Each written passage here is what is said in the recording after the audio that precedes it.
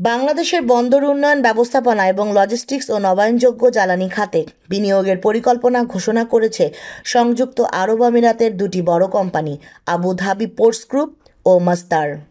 মঙ্গলবার ২৮ জানুয়ারি রাষ্ট্রীয় অতিথি ভবন যমুনায় আবু ধাবি পোর্টস গ্রুপের CEO Ahmed Ibrahim Al Mutawa এবং মাসদারের এশিয়া প্রশান্ত মহাসাগরীয় অঞ্চলের উন্নয়ন ও বিনিয়োগ প্রধান ফাতিমা আল মাদলুম আল সুয়াইদি প্রধান উপদেষ্টা অধ্যাপক মোহাম্মদ ইউনুসের সঙ্গে সাক্ষাৎকালে এ বিনিয়োগ প্রস্তাবনা উপস্থাপন করেন।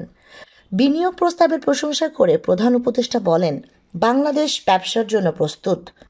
তিনি বলেন, আপনারা আপনার দল নিয়ে আসুন এবং যতগুলো প্ল্যান্ট স্থাপন করতে চান করুন।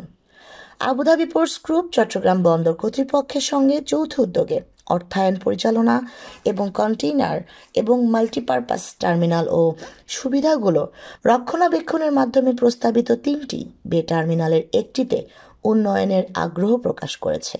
নবায়নযোগ্য জ্বালানি কোম্পানি মাসদার উপকূলের পুনরুদ্ধারকৃত জমিতে ২৫০ মেগাওয়াট সৌর বিদ্যুৎ প্রকল্প স্থাপনের জন্য $৫০০ মিলিয়ন বিনিয়োগের প্রস্তাব করেছে।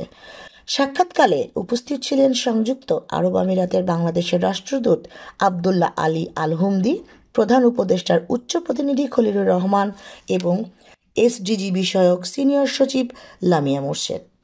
আবদুল্লাহ আলী আল হুমদি প্রধান উপদেষ্টাকে সংযুক্ত আরব আমিরাতের বিশ্ব সরকার সম্মেলনে অংশগ্রহণের জন্য দুবাইয়ের শাসকের আমন্ত্রণপত্র হস্তান্তর করেন।